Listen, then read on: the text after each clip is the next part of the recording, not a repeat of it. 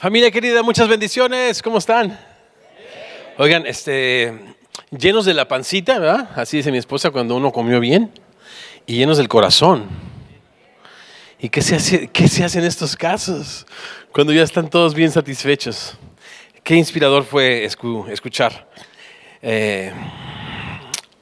a la pastora Holland. Fue de mucha edificación, mucha bendición. Tú puedes darte cuenta cuando alguien ha vivido una vida de pasión, de rendición y de entrega a servicio de Jesús.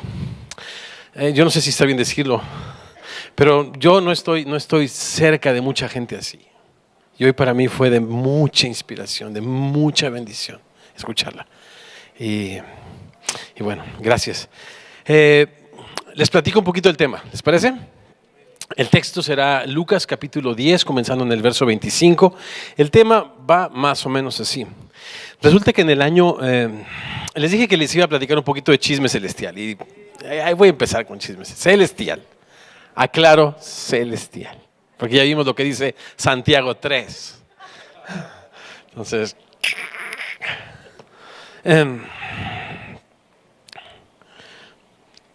resulta que es que desde dónde agarro. Tengo amigos americanos que me hacen de repente preguntas y les doy unas respuestas enormes.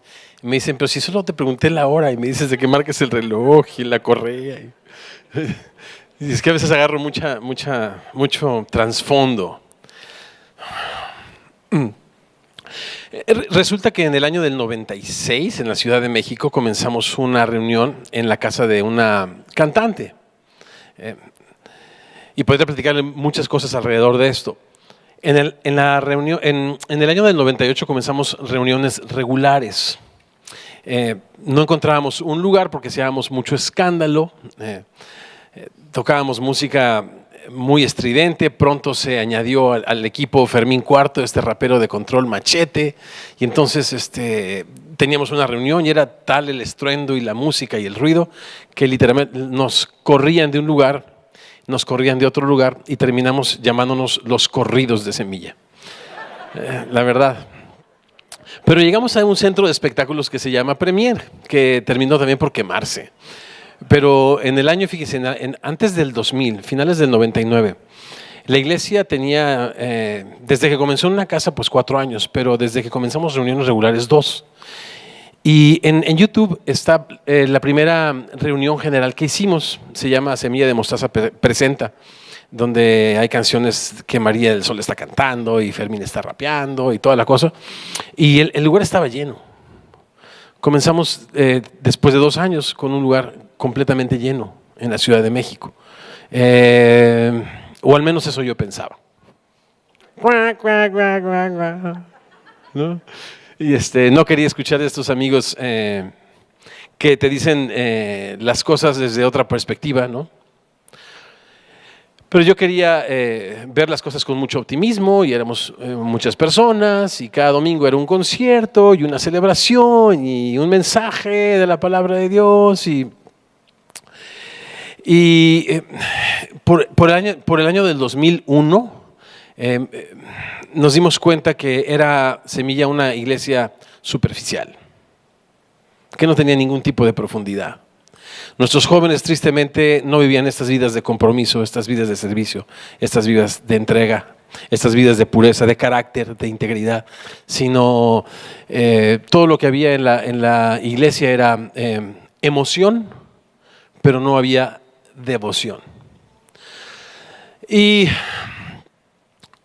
recordé en los años de Torre Fuerte que nos invitó una iglesia a hacer lo que le llamaban un festival de vida. Y primero fue en Mazatlán y después en La Paz y luego en Guadalajara. Y si algo caracterizaba estos festivales de vida era un poco de lo que hablaba al principio en la otra plenaria, que eran personas que no hablaban el idioma, que manejaban miles de kilómetros desde la frontera más cercana de los Estados Unidos. Y un equipo iba a construir una capilla en la cárcel, otro equipo iba a distribuir medicinas a los barrios y ayuda médica a los barrios más necesitados. Estaban tomando las calles con una proclamación del Evangelio increíble. recuerdo que para nuestra participación como banda anfitriona nos fueron muy generosos, nos enviaron el cheque mucho tiempo antes, no dependía jamás levantaban una ofrenda en la calle cuando predicaban el evangelio y demás. Entonces esas cosas me llamaban mucho la atención. Y al ver por una parte la superficialidad de nuestra iglesia, ¿no? Y ver el compromiso, la integridad, el carácter de esta otra iglesia, entonces me di a la tarea de investigar un poco y dije, ¿qué hace que estas personas sean diferentes y que hagan la diferencia? Y me encontré con algo interesante, que también por cuestiones del tiempo, no les voy a platicar toda la historia, pero me encontré con que el líder de esta iglesia, después de varios fracasos también en el ministerio, se dio a la tarea de lo que dice Pablo a los ancianos de la iglesia de Éfeso cuando los cita en Mileto, en el capítulo 20 de Hechos, para despedirse de ellos. Bueno, él pensaba que sí sería, no fue así, pero él pensaba que sí sería. Dijo, no verán más mi rostro. Y decía él que no he rehusado anunciarles todo el consejo de Dios, toda la palabra de Dios. Este hombre, después de varios fracasos, decidió poner su confianza en el poder y la suficiencia de la Biblia. Y lo que la Biblia puede hacer en la vida de una persona es extraordinario, porque es la palabra de Dios. Yo quiero platicar en los minutos que me quedan de este tema, ¿cómo lees tu Biblia? ¿Cómo lees tu Biblia? Espero que podamos reflexionar juntos. El texto es Lucas 10, comenzando en el verso 25. Y si me permiten, antes de tener una palabra de oración, leemos un poquito. Verso 25. He aquí un intérprete de la ley se levantó y dijo, para probarle, Maestro, ¿haciendo qué cosa heredaré la vida eterna? Y le dijo, ¿qué está escrito en la ley? ¿Cómo lees? Aquel respondiendo dijo, amarás al Señor tu Dios con todo tu corazón y con toda tu alma y con todas tus fuerzas y con toda tu mente y a tu prójimo como a ti mismo. Y le dijo el Señor, bien has respondido, haz esto y vivirás. ¿Oramos? Señor bello, gracias por esta preciosa oportunidad que nos das de estar alrededor de tu palabra. Abre nuestros ojos nuevamente, Señor, para que veamos en ella las maravillas de tu ley, Señor, y que podamos contemplar en ella tu gloria y podamos experimentar una transformación a tu imagen como por tu Espíritu. Oramos esto y más en tu precioso nombre, Señor. Iglesia decimos, amén. Todo lo que está sucediendo acá es muy interesante. Jesús ha emprendido un viaje desde el capítulo 9 hasta el capítulo 19 y curiosamente es ahí donde Lucas organiza un material inédito, único, como es la trilogía del Hijo Pródigo, como es la historia de Zaqueo y como es la historia del buen samaritano que estamos a punto de reflexionar juntos. Este viaje lo emprende habiendo afirmado su rostro para ir a Jerusalén y se da pues esta interesante conversación. Antes en la siguiente historia reflexionar un poco acerca de la pregunta y en esto de ahorrar tiempo, me llama muchísimo la atención cómo Jesús tiene una total y completa confianza en la autoridad y la suficiencia de la Biblia. O sea, la respuesta que da Jesús es otra pregunta. Algunos le conocen como el método socrático de enseñanza, responder una pregunta con otra pregunta. Y el maestro de maestros es lo que hace. ¿Qué está escrito en la ley? ¿Cómo lees? ¿No? Y al final el Señor dice, pues haz esto y vivirás. Y me lleva a mi primera reflexión. ¿Cómo leemos nuestra Biblia? Creo que la primera pregunta antes de esa sería, ¿leemos nuestra Biblia? Tengo un amigo muy querido, pastor, a quien amo y respeto muchísimo, a quien invité en una de las ciudades donde plantamos una iglesia hace años, en Morelos, México. Nos reuníamos un grupo de varones a orar y antes de orar o después abríamos las escrituras, simplemente leíamos como acá y poníamos el sentido a lo que leíamos. Y después de un tiempo él se me acercó, me dijo, Héctor, aún como graduado del seminario, aún como profesor del seminario, la Biblia para mí por muchos años ha sido como un periódico, ¿no? No es mucho más que información, pero me doy cuenta que la Biblia tiene mucho más atributos ahora, ¿no? Y digo, esto que venga de un creyente, bueno, pues pudiera parecer lógico, pero venía de un pastor y alguien, pues, responsable de la enseñanza de la palabra de Dios. Y es que efectivamente lo que tengo en mi mano, pues como dice una canción de esta extinta banda Torre Fuerte, es solamente tinta y papel. Pero algo que yo he reflexionado mucho es cómo la palabra de Dios goza de ostenta los mismos atributos de la deidad. O sea, la palabra de Dios ostenta los mismos atributos de la deidad. Y dices, ¿cómo es esto? Bueno, pues ¿por dónde empiezo? Dios es espíritu y Jesús dice que sus palabras son espíritu, ¿no? Jesús cuando define la vida es: yo soy el camino, yo soy la verdad, yo soy la vida. Y Jesús dice: mis palabras son espíritu y son vida. Dios es eterno, y si alguna definición pues puede ser la más sencilla y una de las más claras acerca de la deidad, es el que no tiene principio y no tiene fin, el que tiene existencia en sí mismo. Y Jesús dice lo mismo de su palabra: cielos y tierra pasarán, pero mis palabras no pasarán. En otras palabras, goza de eternidad. Y bueno, la similitud, se las dejo de tarea, es abrumadora, es impresionante. Ambos dignos de alabanza, ¿no? Pero el Salmo 138 en el verso 2, la parte B, es extraordinaria porque dice que Dios ha exaltado su nombre y su palabra por encima de todas las cosas. Lo dice así mi versión, Reina Valera. En español hay varias versiones. La mayoría son muy parecidas. Las versiones en inglés, como la New King James, la King James, la versión revisada de inglés, dice algo un poco más literal. Y dice: porque has engrandecido tu palabra por encima de tu nombre.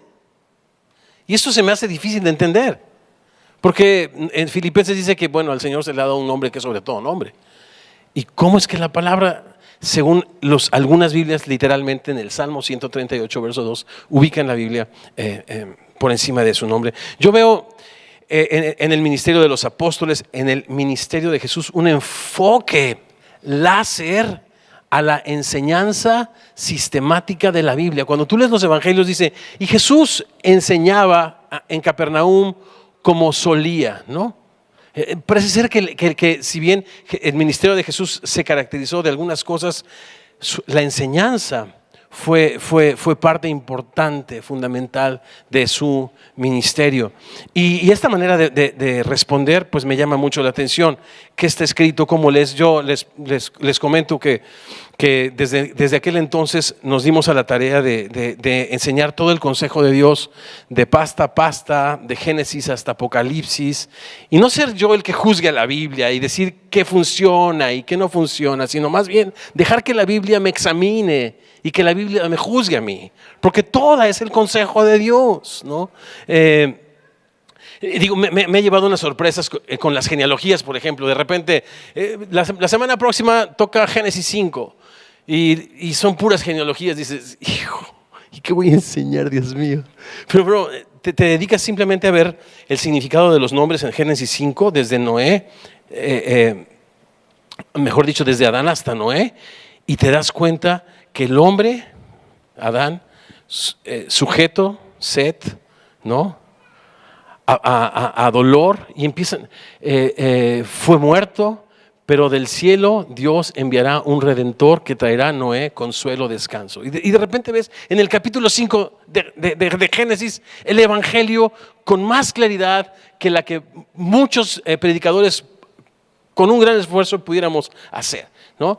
Entonces, desde entonces Dios ha puesto en mí, más y más confianza en el consejo de Dios, porque repito, mi sapiencia Dios no promete honrarla. mis ejemplos, mi experiencia, pero Él sí promete, Salmo 138, verso 2, honrar su palabra por encima de su nombre. Entonces, ¿cómo lees tu Biblia? Yo lo primero que digo en estos versículos es, pues literalmente. Literalmente, de repente nosotros con los ojos de la doctrina, de la tradición, leemos nuestra Biblia y la forzamos a decir cosas que no dice. Pero yo animo a mis estudiantes a simplemente pues leer, como dice Jesús, ¿qué está escrito? ¿Cómo lees? Y recibir con mansedumbre la palabra implantada, la cual puede salvar nuestras almas, ¿no? De pasta a pasta, otra de las cosas que me gusta de la enseñanza expositiva de la Biblia es que de repente yo pudiera, si no estoy tan conectado con el Señor, que digo, mi esposa dice que no estar lleno del Espíritu Santo es una irresponsabilidad para cualquier líder, se lo paso al costo. Mi esposa así me trae. Entonces, bueno, pues, pero de repente si en esa irresponsabilidad no me logro conectar muy bien y pudiera yo caer en la tentación de enseñar algunos temas de moda, por ejemplo, que no está mal, algunos temas de mi preferencia, que no está mal, que algunos temas de mi competencia, ¿no? Ayer que escuchaba a Daniel cómo hablaba de la alabanza, yo decía, yo no podría hablar ni 15 minutos así. Y digo, yo fui músico hace mucho tiempo, pero ya el tema de la alabanza no es mi competencia, ¿no? Pero cuando te dedicas al estudio, a leer la Biblia literalmente y a enseñarla, como dice Nehemías 8:8, poniendo sentido a lo que dice, huyes de la tentación de minimizar lo que la Biblia no minimiza o sobreenfatizar lo que la Biblia no sobreenfatiza, ¿no? Entonces yo animo a los líderes a que repensemos nuestra manera de cómo estudiamos y cómo entrenamos a nuestros líderes, un poco con esta idea de Jesús, respondiendo a la pregunta de Jesús, ¿cómo lees? ¿Cómo lees la Biblia? Es importante porque es el consejo de Dios, es la palabra de Dios y entendemos que por ella, por la palabra de Dios fue hecho todo de lo que no existía, ¿no? Y ves a Jesús que sin Él nada de lo que ha sido hecho fue hecho. Bueno, ¿fue hecho por la palabra de Dios o por Jesús? La respuesta es sí, ambos. Porque la palabra se hizo carne y habitó entre nosotros. Entonces, no es cosa mínima la palabra de Dios. La verdad es que a estas alturas del siglo XXI, cargar una Biblia así, de letra grande no es fácil, ¿no? Traigo una bolsita para poderla poner en mi hombro. Antes llevaba una guitarra, hoy llevo una Biblia. Pero para mí es dicen en inglés, un statement. O sea, cuando yo me paro en la iglesia y tomo la Biblia, yo sé que amar la Biblia es mucho más que leerla literalmente y enseñarla. Es ponerla por obra, ¿verdad? Y de eso vamos a platicar ahora. Pero me llama la atención otra vez, ¿cómo lees tu Biblia? Yo les animo, pues literalmente en primer lugar. En segundo lugar, verso 29, diría yo obedientemente. Y acá está lo que la literatura universal califica como una de las historias mejor contadas. Esta historia, repito, está clasificada como una de las mejores historias jamás contadas, jamás escritas, jamás narradas, y es la famosa historia del buen samaritano. Yo no sé dónde leen buen, pero le decimos el buen samaritano. Pero bueno, así la conocemos y así la decimos. ¿Cómo lees? Verso 29. Pero él, intérprete de la ley, queriendo justificarse a sí mismo, dijo a Jesús, ¿y quién es mi prójimo? Permítanme hacer un comentario a este versículo 29. Cuando dice queriendo justificarse a sí mismo es interesante, porque Jesús en su manifiesto en Nazaret, en el capítulo 4 del libro de Lucas, después de venir de la tentación en el desierto, lleno del Espíritu Santo, va en el poder del Espíritu a Galilea, y ahí dice que enseñaba, otra vez el gran énfasis en el ministerio de Jesucristo, y es así como llega a Nazaret. Y cuando llega a Nazaret, nos cuenta Lucas, fue a la sinagoga en día de reposo como solía. Jesús también era una persona de hábitos, amados líderes. Hábitos hacen la diferencia al final del día en la carrera cristiana. Yo siempre digo que yo no soy espiritual y después leo mi Biblia, o no soy espiritual y oro y no soy espiritual y comparto mi pan con el pobre, sino más bien me disciplino a leer mi Biblia, a orar y a compartir mi pan con el pobre, y eso hace una transformación increíble en mi vida, ¿no? Al final del día, una cosa es derivada de la otra. Hay mucho misticismo alrededor de todo esto, pero yo le atribuyo a las prácticas espirituales que Jesús desarrolló, y una de ellas es reunirse en este caso los días de reposo. Y dice que llegó ahí, y la costumbre, como saben, es que cuando había un rabí, y máxime Jesús de Nazaret, pues se le daba la oportunidad de leer el Torá y de explicarlo, ¿no? Y entonces Jesús, puesto de pie, no se nos dice si él encuentra, si él busca o si se le da el capítulo 61 de Isaías, pero en todo caso él lo toma y hace lo que conocemos como su manifiesto. En otras palabras, es el principio de su ministerio y es lo que va a determinar el resto de sus años en su ministerio público, ahí en Nazaret, donde no fue profeta sin honra.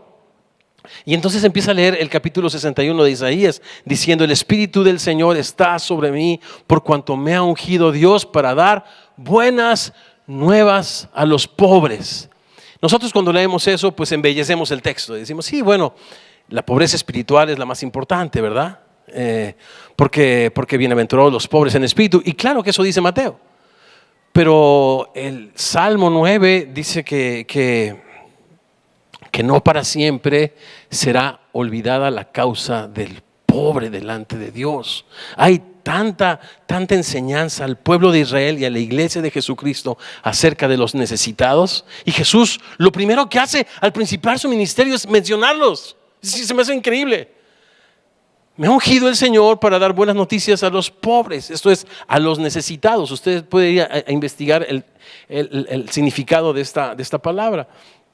Me ha enviado a consolar los corazones quebrantados, a proclamar libertad a los cautivos, a dar vista a los ciegos, a poner en libertad a los oprimidos, a predicar el año agradable del Señor. El libro de Isaías pone una coma y dice: y el día terrible del Señor. Pero Jesús omite eso hasta el día de hoy, porque no quiere que nadie se pierda. Quiere que todo el mundo sea salvo, así es de que siguen puntos suspensivos hasta terminar este texto del capítulo 61 de Isaías.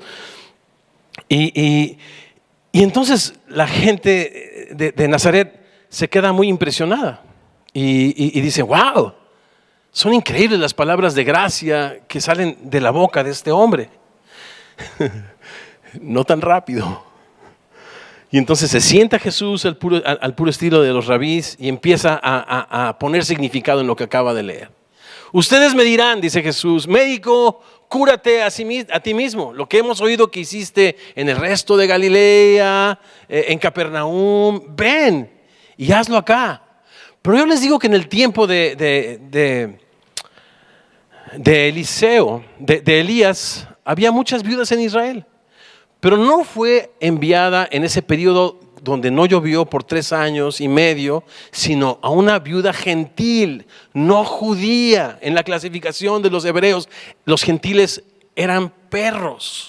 Hay en el Mishnah, este documento de tradiciones judías, se hablan de estas oraciones que repetían los judíos en aquel entonces: Señor, te doy gracias que no soy una mujer, no soy un gentil y no soy un perro. Esa era la mentalidad de los fariseos de aquel entonces. Algo muy peyorativo, algo muy terrible que Jesús vino a confrontar y a libertar.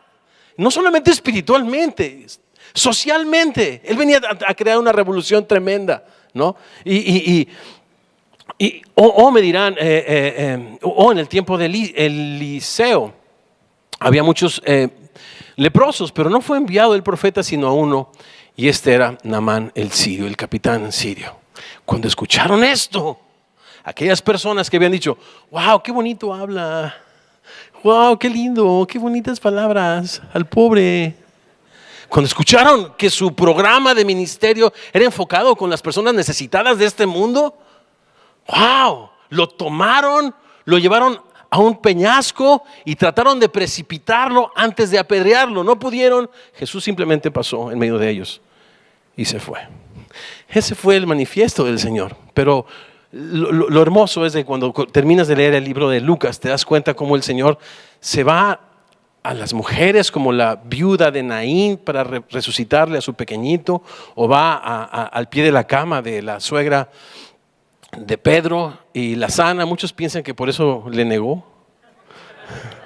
No es algo que Pedro lo apreció. Pero bueno, en todo caso. Ok. Pero si se fijan, había una disputa ideológica acerca de quién es el prójimo. Entonces, este hombre que encuentra en ese camino hacia Jerusalén a Jesús quiere justificarse. En otras palabras, quiere poner en evidencia delante de todos que Jesús es un traidor de las costumbres judías, de que él está enfocándose e incluyendo en este nuevo movimiento social llamado el reino de Dios a los perros, a los necesitados, a los gentiles. Y entonces esta pregunta, como decimos en la Ciudad de México, los que nos gusta el fútbol, trae chanfle. Trae chanfle. O sea, quiere poner en evidencia al Señor. O sea, ¿cómo crees? ¿Cómo crees? Y por otra parte, exhibir su propia justicia. Muchos hombres, dice Salomón, publican su propia liberalidad. Pero hombre de verdad, ¿quién lo hallará? Entonces, esa es la naturaleza de esta pregunta. Queriendo justificarse, dijo, a ver, ahora sí, Nazareno, explícanos, que todo el mundo te escuche, que escuche esta farsa. ¿Quién es el prójimo? Pensó que lo tenía, pensó que lo atrapaba. Y Jesús no se dio terreno ni por un centímetro. Contó esta impresionante y bella historia que más o menos va así. Respondiendo Jesús dijo: un hombre descendía de Jerusalén a Jericó y cayó en manos de ladrones, los cuales le despojaron, e hiriéndole se fueron, dejándole medio muerto. Aconteció que descendió un sacerdote por aquel camino y viéndole pasó de largo.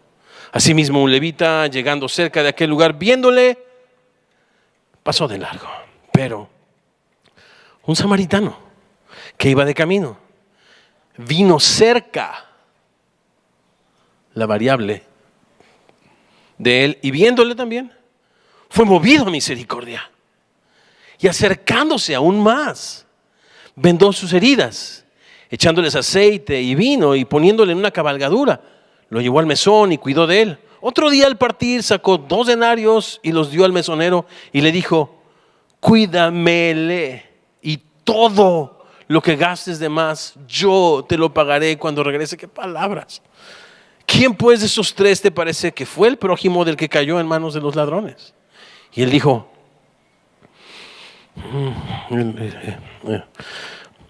el que usó de misericordia con él. Entonces Jesús le dijo: ve y haz tú lo mismo. ¡Boom! ¡Qué historia! ¡Qué historia! Y la verdad es de que,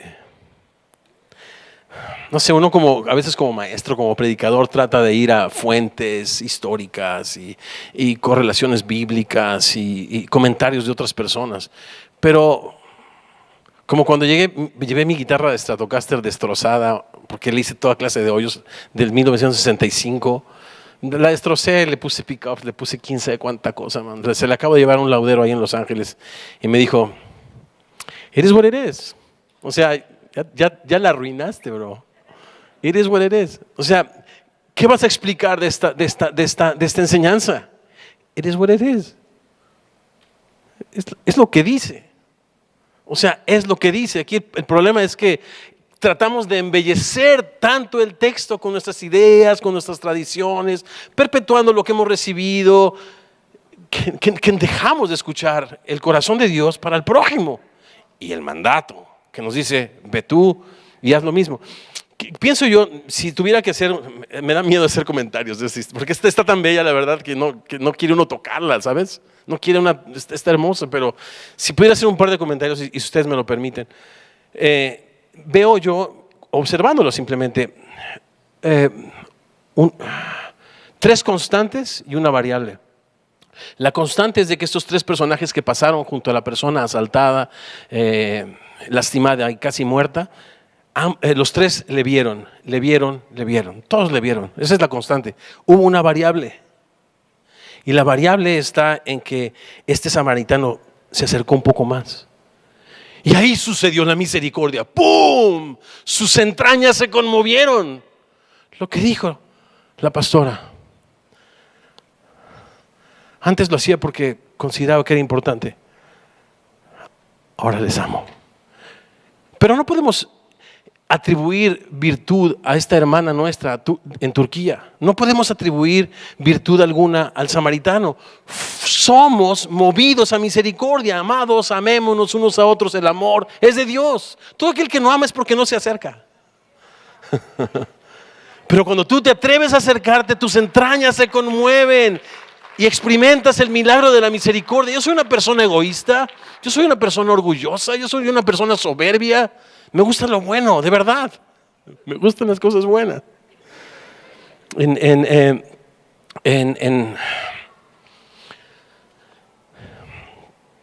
Cuando estaba en la Ciudad de México, acostumbraba yo a hablar, enseñar a personas educadas, arquitectos, amigos míos. A mis amigos arquitectos no les gustaban las greñas de mis amigos músicos.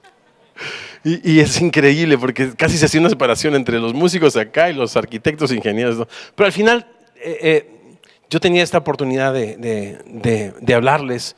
Cuando movimos por un asunto de salud nuestra residencia hacia las afueras de la Ciudad de México, fuimos a nuestra segunda casa allá. Fue una casa como una hacienda, en otras palabras, en un primer piso, pero varios cuartos diferentes que rodeaban una hermosísima alberca cuyos filtros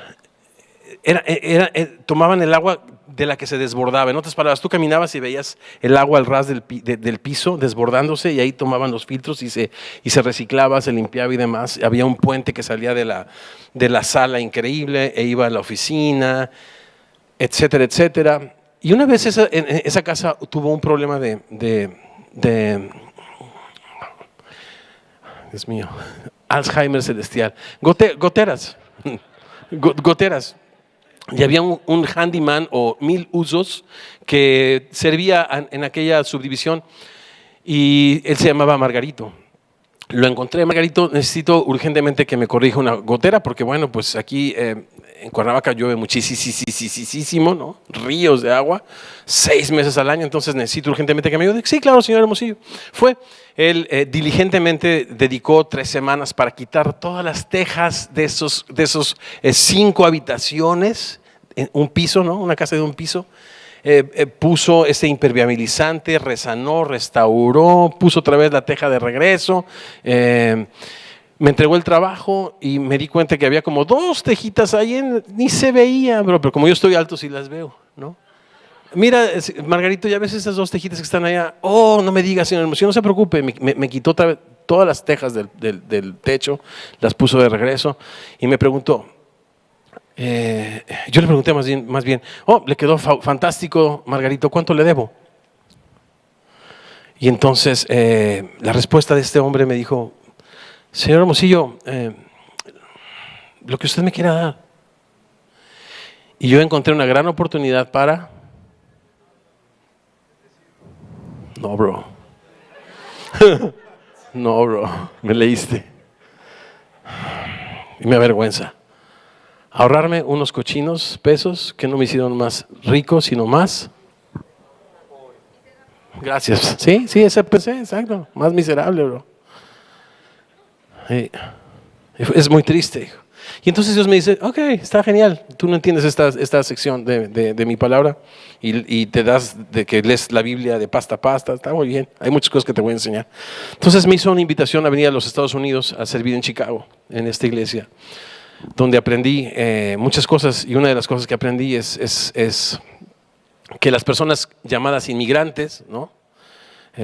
Ahora se convertían en mi familia, y conocí y escuché las historias de estas personas que atravesaban por el desierto de Arizona, algunos embarazados, la mayoría hambrientos, sedientos y a punto de morir, y se convirtieron en mis amigos.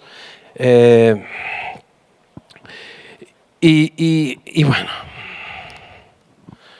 y experimenté lo que yo le llamo una segunda conversión, porque si el gran mandamiento es un mandamiento doble, ¿no? Amar a Dios con todo tu corazón, con toda tu mente, con toda tu alma, con todas sus fuerzas. La comprobación de ese gran mandamiento es, pues, amar a tu prójimo como a ti mismo, ¿no? Es una comprobación. Pero yo exagero un poco y lo llamo una segunda conversión. Porque yo estaba convertido a Dios y a su palabra, pero no estaba convertido a su causa, ni a su gente. Y entonces vine aquí a los Estados Unidos y la verdad es de que ha sido un peregrinar, un crecer, un entender, y tengo bastantes historias. Al final del día, ahora estamos en California por 6 años, y los últimos 3 los hemos dedicado a plantar iglesias justo en la frontera. Y cuando comenzamos, un año después de comenzar, empezamos a escuchar que venían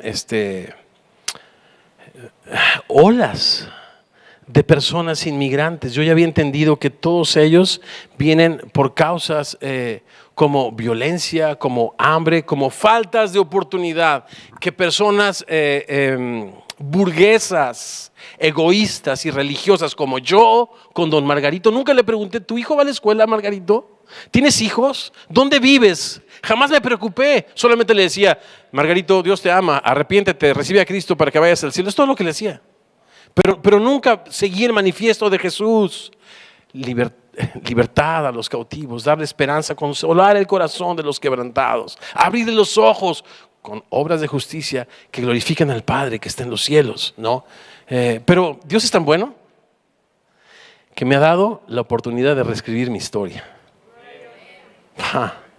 Y Dios es bueno, Dios es bueno. Y ahora estoy en Tijuana, ¿no? Tratando de hacer algo en mi país, México. Y bueno, pues yo lo que sé hacer es conciertos y conferencias. Y dije, ok, vamos a ir al Barretal, que es el nombre del refugio, y al Benito Juárez, y contacto a unas personas de gobierno, me dan en ese lugar, y me veo con personas, 2 niñitas en el invierno crudísimo de Tijuana, bañándose con agua fría, desnudas del torso, solamente con un calzoncito como de 6 y 9, y yo vi a Pamela, mi hija, y vi a Melissa, mi hija de 9 años. ¿Cuál es la diferencia? Ambos portan la imagen de Dios, solamente que uno se llama Hermosillo y la otra no, pero ambas tienen la imagen de Dios y son muy, muy, muy especiales, y te acercas y tu corazón se quebranta. Caminé por ese lugar y me encontré con una señora que se llama la pastora Mari, y me presentó a su hija embarazadita de 16 años. Caminó desde Honduras hasta Tijuana, miles y miles y miles de kilómetros, estaba a punto de dar a luz, y yo, híjole, y la cena de Navidad y los regalos.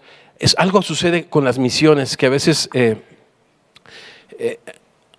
das lo que te produce placer dar. Crees que tienes una respuesta, pero no te has atrevido a escuchar la pregunta. En otras palabras, en ese acercamiento misionero, Dios me dijo, yo quiero que antes de que hagas algo, escuches las historias, conozcas a las personas y puedas responder, y no lleves lo que te hace sentir bien a ti para salir en las redes sociales como una persona súper altruista. Yo quiero que realmente alivies el corazón, desesperanza, abra los ojos acerca de mi bondad en todas estas gentes.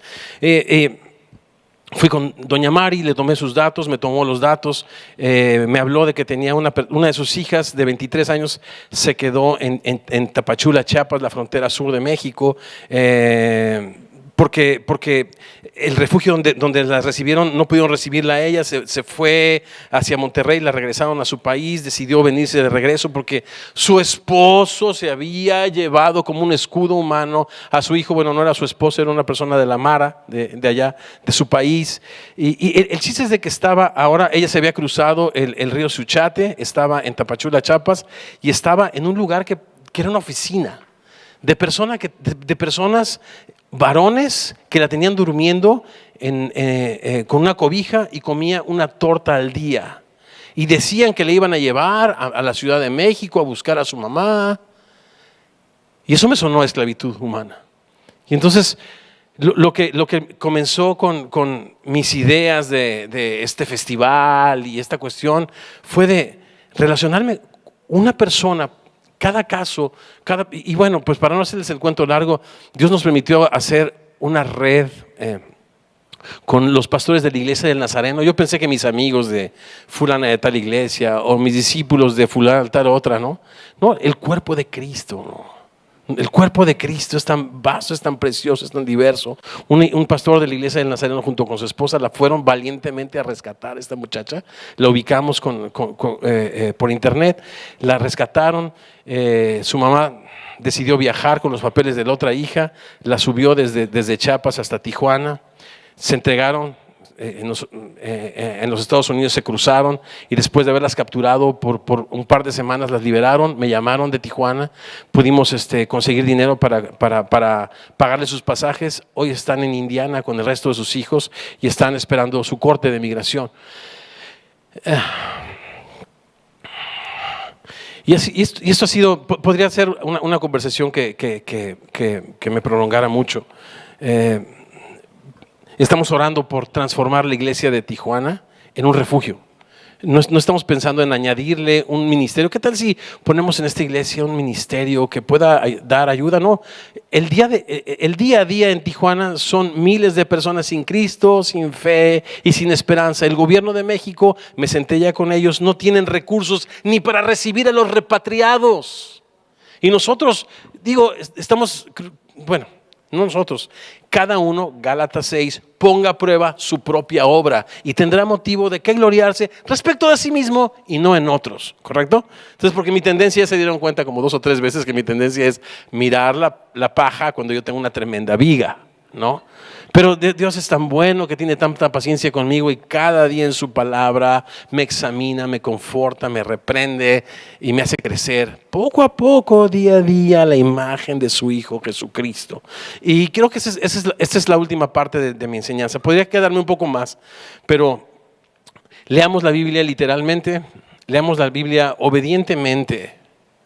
Leamos la Biblia obedientemente. Ve, tú haz lo mismo. ¿Qué dice? Pues bien has dicho, haz esto y vivirás.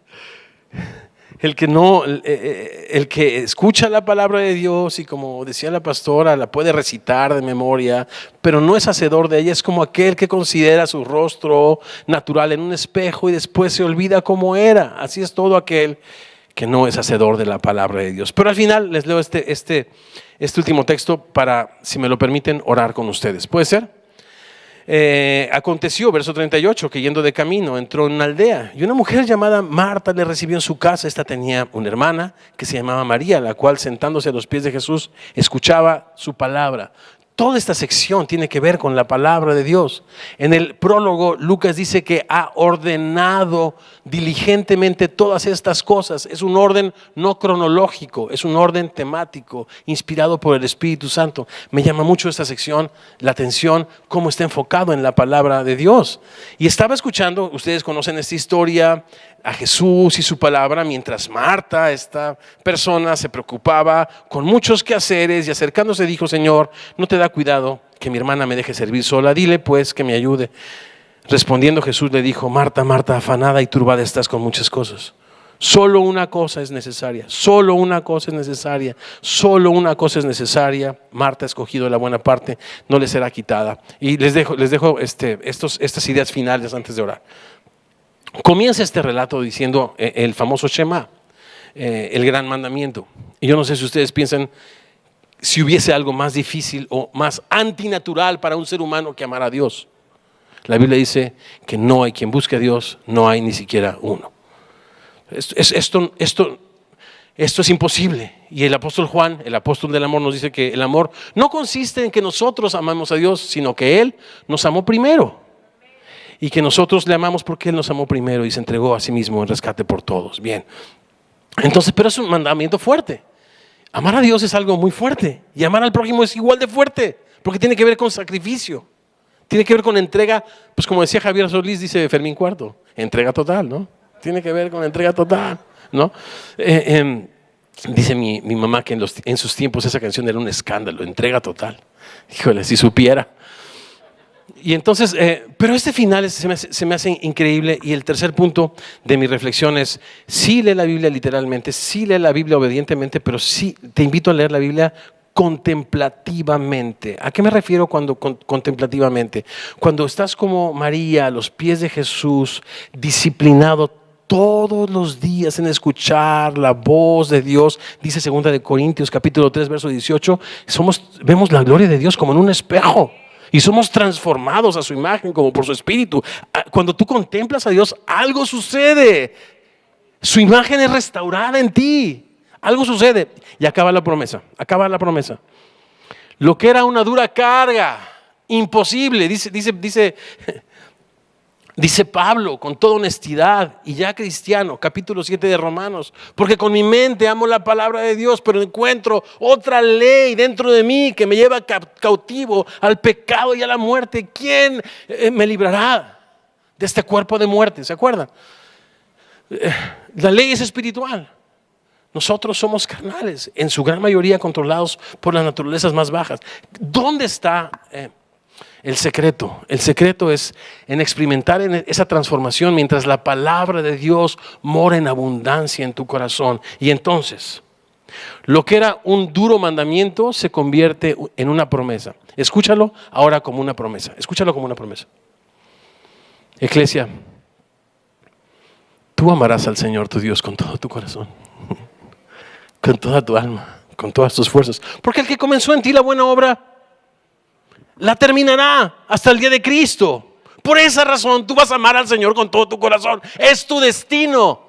Como decía Torrefuerte, corre donde quieras, vayas donde vayas. Jesucristo te encontrará y hará la diferencia en tu vida, ¿no? Lo que era un duro mandamiento se convierte en una promesa. Amarás al Señor tu Dios con todo tu corazón. Y escucha esta parte de la promesa. Y también amarás a tu prójimo como a ti mismo. Ese es nuestro destino, ¿sabes? No es una opción. Amar a nuestro prójimo es nuestro destino. ¿Quién necesita más a quién? Ese es mi último pensamiento. Bueno, pues los pobres necesitan de la iglesia. ¿Seguro? En la historia, el buen samaritano, o mejor dicho, el samaritano no fue, o mejor dicho, el prójimo no fue el que fue violentado y el que estaba medio muerto. En la historia, el prójimo fue el que ayudó al que estaba medio muerto. Cuando tú amas a tu prójimo, esa condición de medio muerto en tu egoísmo, ¿no? En mi egoísmo, medio muerto en nuestra religiosidad, medio muerto en nuestro materialismo, en nuestros valores temporales, cambia. En otras palabras, nosotros le necesitamos. Por muchas razones necesitamos al necesitado. Una de ellas es cuando venga el Señor en la gloria de su Padre. A unos corderitos los pondrá a su derecha y unos cabezoncitos los pondrá del lado izquierdo, bro. Y todo tendrá que ver con el prójimo.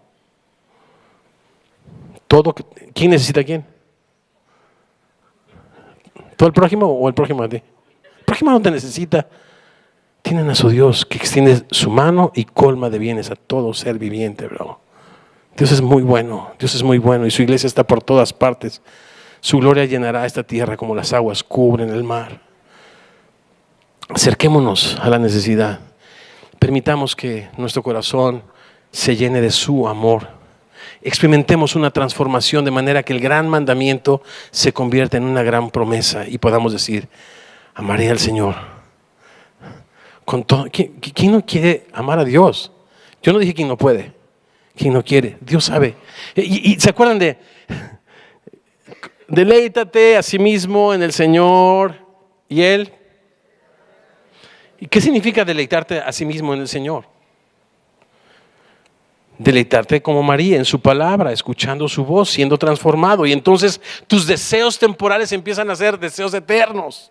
Tu enfoque en ti empieza a ser tu enfoque en Él. Y el valor que Dios pone en los necesitados tendrán el mismo valor en ti. Y entonces esos deseos santos y hermosos de un corazón transformado, Dios los cumplirá. Deleítate en el Señor y Él concederá esos deseos santos y preciosos. De manera que el gran mandamiento se convierta en una gran promesa. Leamos nuestra Biblia. Literal, obediente y contemplativamente. Familia preciosa, Dios me los bendiga. Y perdonen este chilango y todo su léxico. Muchas bendiciones.